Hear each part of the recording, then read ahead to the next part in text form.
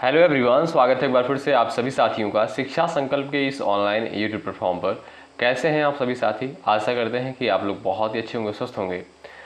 साथियों, आज के इस स्पेशल सेशन में जो है हम लोग आर्ट ग्रुप यानी कला वर्ग के लिए टॉप मोस्ट 50 क्वेश्चंस को डिस्कस करने वाले हैं, जो कि यूपी बीएड एंट्रेंस एग्जाम के लिए महत्वपूर्ण है। आप सभी को पता है बिहार बीएड का जो है एग्ज़ाम हो चुका है कल की डेट में, और बहुत सारे साथियों का सकारात्मक रिस्पांस आया है कि सर आपने जो भी क्लासेस प्रोवाइड करी गई थी बहुत हेल्पफुल रही हैं।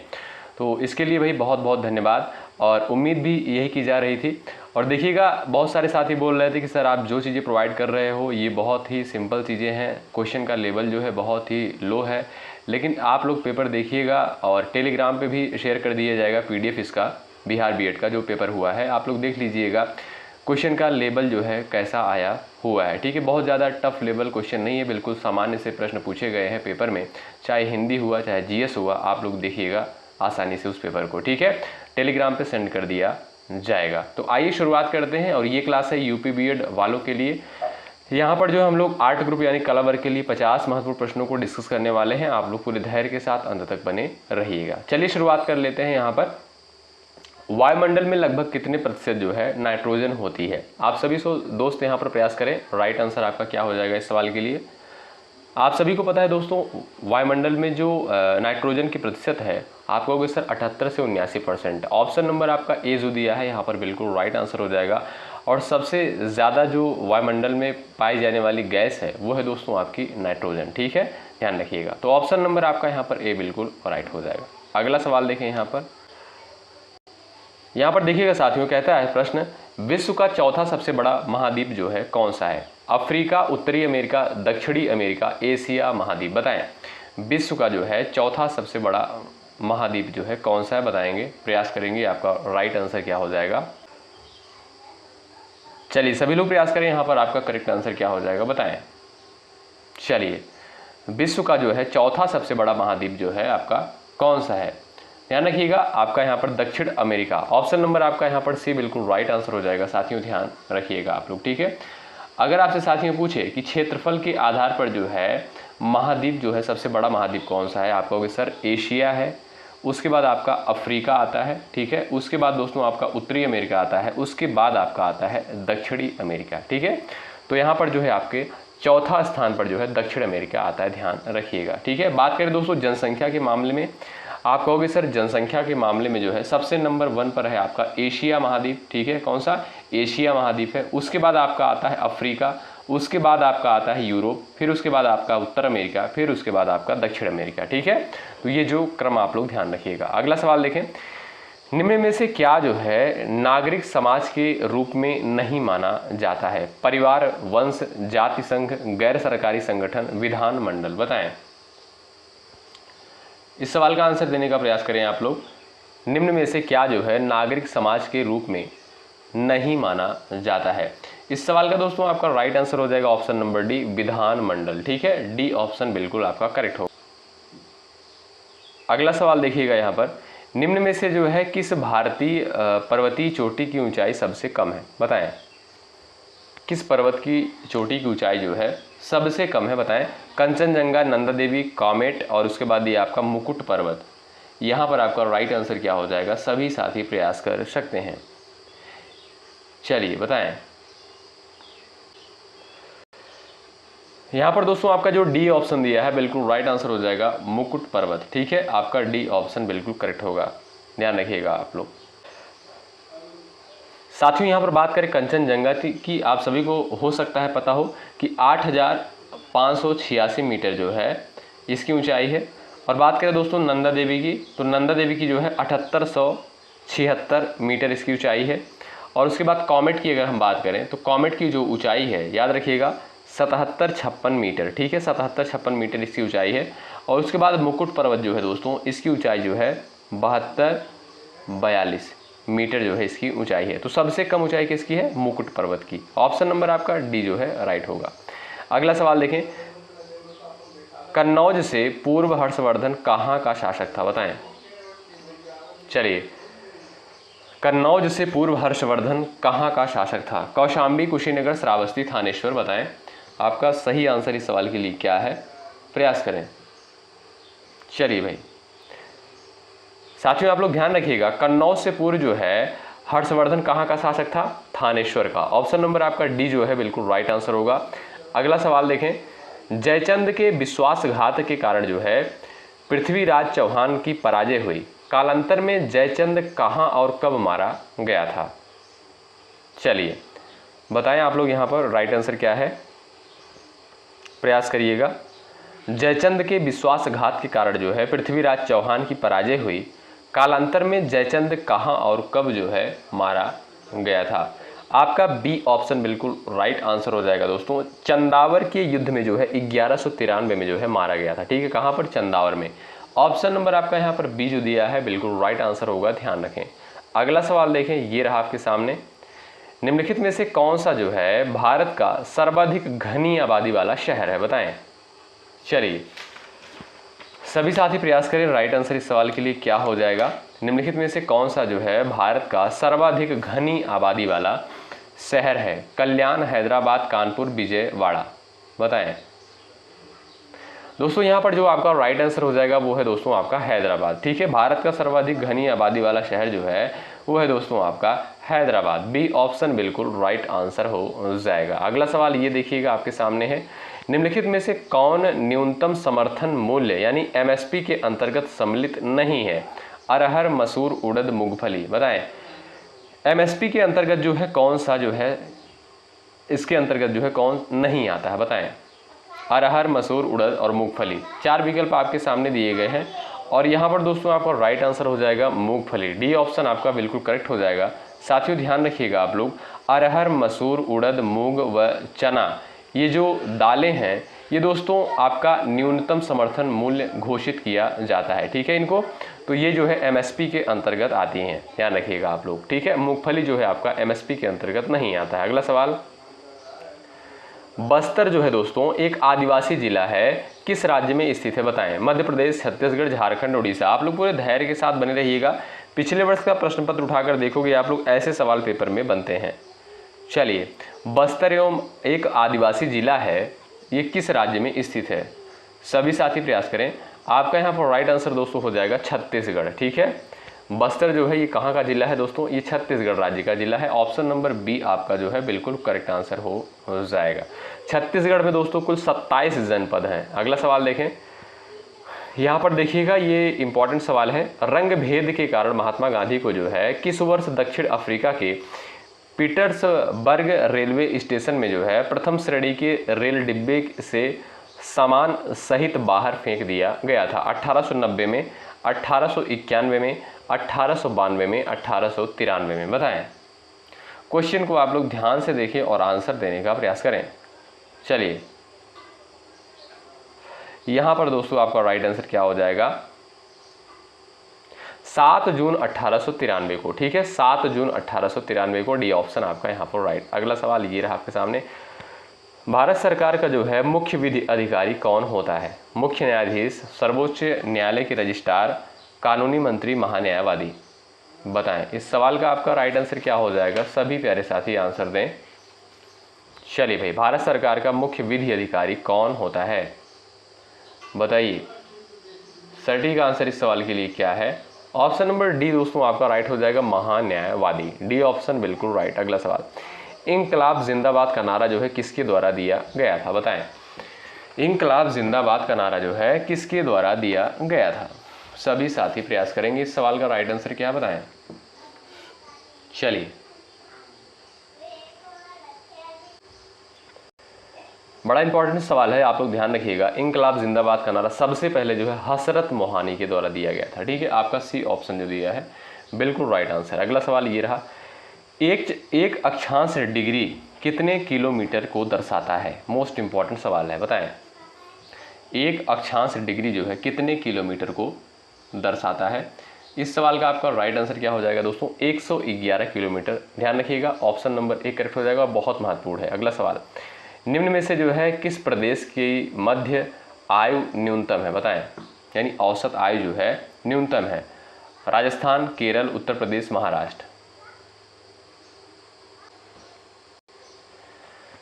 यहां पर दोस्तों आपका आता है ऑप्शन नंबर सी, उत्तर प्रदेश। अगला सवाल देखें, भारत भारत देश का विश्व धरोहर स्थलों में संख्या के आधार पर कौन सा स्थान है? चौथा, सातवां, नौवां, दसवां, बताएं। भारत देश का विश्व धरोहर स्थलों में संख्या के आधार पर कौन सा स्थान है?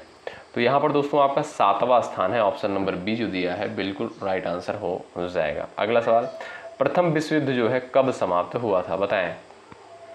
प्रथम विश्व युद्ध जो है कब समाप्त हुआ था? इस सवाल के लिए आपका राइट आंसर दोस्तों क्या हो जाएगा? बताएं। चलिए, यहाँ पर दोस्तों आपका राइट आंसर हो जाएगा 11 नवंबर 1918 को जो है प्रथम विश्व युद्ध समाप्त हुआ था और 28 जुलाई 1914 को जो है यह युद्ध प्रारंभ हुआ था। ठीक है, ऑप्शन नंबर आपका सी राइट है। अगला सवाल देखें भाई, पूरे धैर्य के साथ आप लोग अंत तक बने रहिएगा। भारत का विश्व में क्षेत्रफल के आधार पर कौन सा स्थान है? दूसरा, चौथा, छठा, सातवां? महत्वपूर्ण सवाल है, बताएं। चलिए, भारत का विश्व में जो है क्षेत्रफल के आधार पर कौन सा स्थान है? तो वो है दोस्तों भारत का जो है सातवां स्थान है, याद रखिएगा। डी ऑप्शन राइट और इम्पॉर्टेंट सवाल है। अगला सवाल, जन गण मन जो भारत का राष्ट्रगान है सर्वप्रथम कब गाया गया था? बताइए। चलिए, इस सवाल का भाई तो सभी लोग आंसर करेंगे और इम्पॉर्टेंट है, तो आपका यहाँ पर राइट आंसर हो जाएगा 27 दिसंबर 1911 को जो है जन गण मन जो है भारत का राष्ट्रगान आप सभी को पता है सबसे पहले गाया गया था। ये ऑप्शन आपका यहाँ पर बिल्कुल राइट आंसर है। अगला सवाल यहाँ पर देखिएगा, सवाल नंबर नेक्स्ट क्या कहता है? भारत विश्व का विशालतम लोकतांत्रिक प्रजातंत्र है, इसकी प्रथम लोकसभा कब आयोजित की गई थी? बताएं, महत्वपूर्ण है। चलिए फटाफट आंसर करें। भारत विश्व का विशालतम लोकतांत्रिक प्रजातंत्र है, इसकी प्रथम लोकसभा जो है कब आयोजित की गई थी? इस सवाल के दोस्तों राइट आंसर क्या हो जाएगा आप लोग बता सकते हो। तो जो भी साथी यहाँ पर ऑप्शन नंबर सी पर जा रहे हैं वो बिल्कुल राइट हो जाएंगे। ठीक है, 13 मई 1952 को। ऑप्शन नंबर आपका यहाँ पर थर्ड बिल्कुल राइट है। अगला सवाल, किस प्राचीन साम्राज्य में महिलाओं कुश्ती में भाग लेती हैं? बताएं। बहमनी साम्राज्य, विजयनगर साम्राज्य, चोल साम्राज्य, उपरयुक्त में से कोई नहीं। किस प्राचीन साम्राज्य में महिलाएं जो है कुश्ती में भाग लेती हैं? तो यहाँ पर इस सवाल के लिए राइट आंसर क्या हो जाएगा भाई? विजयनगर साम्राज्य। ठीक है, विजयनगर साम्राज्य में महिलाएं दंगल में भाग ले सकती थी। ठीक है, तो आपका यहाँ पर जो है बी ऑप्शन बिल्कुल राइट आंसर है। अगला सवाल देखिएगा, इनमें से कौन सा मुगल बादशाह जो है शराब को छूता तक नहीं था? अकबर, शाहजहां, जहांगीर, औरंगजेब? इस सवाल का राइट आंसर क्या हो जाएगा बताओ। चलिए, यहां पर दोस्तों आपका डी ऑप्शन जो है बिल्कुल राइट आंसर हो जाएगा, औरंगजेब। ठीक है, अगला सवाल देखिएगा, भक्ति आंदोलन को उत्तर भारत में लाने का श्रेय इनमें से किसको जाता है? बताइए, सही उत्तर क्या है इस सवाल के लिए? प्रयास करें।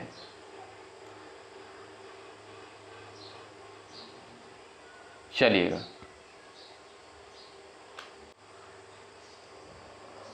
चलिए भाई सभी लोग प्रयास करें। यहाँ पर राइट आंसर आपका क्या हो जाएगा बताओ। जो भी साथी ऑप्शन नंबर सी पर गए हैं बिल्कुल राइट हो जाएगा उनका आंसर, रामानंद। ठीक है, भक्ति आंदोलन को जो है उत्तर भारत में लाने का श्रेय जो है रामानंद को जाता है। सी ऑप्शन आपका यहाँ पर राइट है। अगला सवाल देखें, वर्ष का सबसे लंबा दिन जो है कब होता है? 28 अप्रैल, 15 मई, 21 जून, 30 अगस्त को? बताइए, वर्ष का सबसे लंबा दिन जो है कब होता है? आप कहोगे सर 21 जून, बिल्कुल सिंपल सा question, option number C right हो जाएगा, लेकिन महत्वपूर्ण है, सवाल पूछा जाता है पेपर में। अगला सवाल देखें, विजयनगर राज्य जो है किस नदी के किनारे स्थित था? बताएं, गंगा, कावेरी, तुंगभद्रा, कृष्णा? अच्छा भाई, जो भी साथी क्लास में जुड़ चुके एक बार सभी लोग सेशन को लाइक कर देंगे, शेयर कर देंगे। विजयनगर राज्य जो है किस नदी के किनारे स्थित था? बताएं, गंगा, कावेरी, तुंगभद्रा और आपका दिया है यहाँ पर कृष्णा। ऑप्शन नंबर आपका यहाँ पर सी बिल्कुल राइट हो जाएगा दोस्तों, तुंगभद्रा। ठीक है, ऑप्शन नंबर सी वाले दोस्त बिल्कुल राइट है, तुंगभद्रा। अगला सवाल, बाल विहार प्रणाली के संस्थापक कौन थे? बताएं, बाल विहार प्रणाली के संस्थापक कौन थे? चलिए सभी लोग प्रयास करें। ऑप्शन नंबर दोस्तों आपका यहाँ पर जो बी ऑप्शन दिया है, बाल विहार प्रणाली के संस्थापक फ्रोबेल को माना जाता है। ऑप्शन नंबर आपका बी राइट है। ब्रिक्स देश का एक हिस्सा कौन सा राष्ट्र है? बताएं। चलिए, सही आंसर इस सवाल के लिए क्या हो जाएगा बताओ। यहाँ पर आपका राइट आंसर क्या हो जाएगा, ब्रिक्स देश का एक हिस्सा कौन सा राष्ट्र है, आप कहोगे सर ब्राज़ील। ऑप्शन नंबर आपका यहाँ पर जो सी दिया, डी दिया है, बिल्कुल राइट आंसर है। अगला सवाल, माउंट एवरेस्ट पर चढ़ने वाली प्रथम भारतीय महिला कौन थी, बताइए। माउंट एवरेस्ट पर चढ़ने वाली प्रथम भारतीय महिला जो है कौन थी। सभी साथी यहाँ पर आंसर देने का प्रयास करें इस सवाल के लिए। करेक्ट आंसर क्या हो जाएगा, आप कहोगे सर यहाँ पर जो है आपका डी ऑप्शन राइट हो जाएगा, बछेंद्री पाल। ठीक है, अगला सवाल यहाँ पर ध्यान से देखें आप लोग, शून्य काल का अर्थ क्या है, बताएं। चलिए, शून्य काल का अर्थ क्या है, सभी साथी प्रयास करें आपका राइट आंसर क्या हो जाएगा इस सवाल के लिए। चलिए बताएं।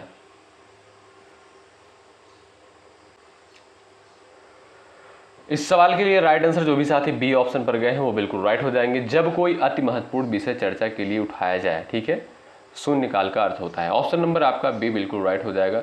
साथियों, शून्यकाल जो है संसद के दोनों सदनों में जो है प्रश्नकाल के बाद 12 से 1 बजे के बीच का समय शून्यकाल कहलाता है। इसमें दोस्तों क्या होता है, अति महत्वपूर्ण विषय उठाए जाते हैं, वह उन पर जो है चर्चा की जाती है। सवाल नंबर नेक्स्ट देखिएगा, भाखड़ा बांध जो है किस नदी पर बना हुआ है, बताएं। भाखड़ा बांध जो है किस नदी पर बना हुआ है। यहाँ पर आपका चेनाब, ताप्ती, सतलज और रावी दिया है, 4 ऑप्शन दिए गए हैं, तो आपका यहाँ पर कौन सा ऑप्शन करेक्ट हो जाएगा, सी ऑप्शन बिल्कुल राइट हो जाएगा, सतलज। ठीक है, भाखड़ा बांध जो है सतलज नदी पर बना हुआ है। अगला सवाल क्या कहता है, ध्यान से देखें, अवमूल्यन का अर्थ क्या है, बताएं। अवमूल्यन का अर्थ क्या होता है, सभी साथी प्रयास करें। चलिए, यहाँ पर आपका सटीक आंसर क्या हो जाएगा, आप कहोगे सर यहाँ पर सी ऑप्शन जो दिया है, अन्य देशों की मुद्रा की तुलना में घरेलू मुद्रा का मान कम करना। आपका सी ऑप्शन जो दिया है बिल्कुल राइट आंसर है। मूक घाटी यानी साइलेंट वैली जो है ये कहाँ पर स्थित है, बताएं। साइलेंट वैली दोस्तों ये जो है आपका कहाँ पर स्थित है, सभी साथी प्रयास कर सकते हो। राइट आंसर क्या हो जाएगा इस सवाल के लिए, बताएं। अब जो भी साथी यहाँ पर ए ऑप्शन पर गए हैं वो बिल्कुल राइट हो जाएंगे। केरल में जो है मूक घाटी यानी साइलेंट वैली जो है स्थित है। ठीक है, आपका यहाँ पर ए ऑप्शन बिल्कुल राइट आंसर हो जाएगा। और ये रहा दोस्तों आपका अगला सवाल, देखें ध्यान से। यहाँ पर क्या करना है दोस्तों, आपको खाली स्थान को भरना है। अर्थव्यवस्था की वृद्धि दर किसके अनुसार मापा जाता है, राष्ट्रीय आय, मासिक पारिवारिक आय, गरीबी रेखा से ऊपर उठाए गए लोगों की संख्या, औद्योगिक विकास, बताएं। अर्थव्यवस्था की वृद्धि जो है, अर्थव्यवस्था की वृद्धि दर जो है किसके अनुसार मापी जाती है, आप कहोगे सर राष्ट्रीय आय। ऑप्शन नंबर ए बिल्कुल राइट हो जाएगा। अर्थव्यवस्था की वृद्धि जो है राष्ट्रीय आय के अनुसार मापा जाता है, ए ऑप्शन आपका यहाँ पर राइट है। अगला सवाल देखें, भारत में राज्य के राज्यपाल की नियुक्ति कौन करता है, बताएं। भारत में जो है राज्य के राज्यपाल की नियुक्ति किसके द्वारा करी जाती है। प्रयास करें सभी लोग आंसर देने के लिए इस सवाल के लिए। आपका करेक्ट आंसर इस सवाल के लिए क्या हो जाएगा, बताओ। तो जो भी साथी यहाँ पर भाई डी ऑप्शन पर गए हैं वो बिल्कुल राइट हो जाएंगे। भारत के राज्यपाल की नियुक्ति जो है राष्ट्रपति के द्वारा करी जाती है। ऑप्शन नंबर डी करेक्ट हो जाएगा, अनुच्छेद 155 के तहत।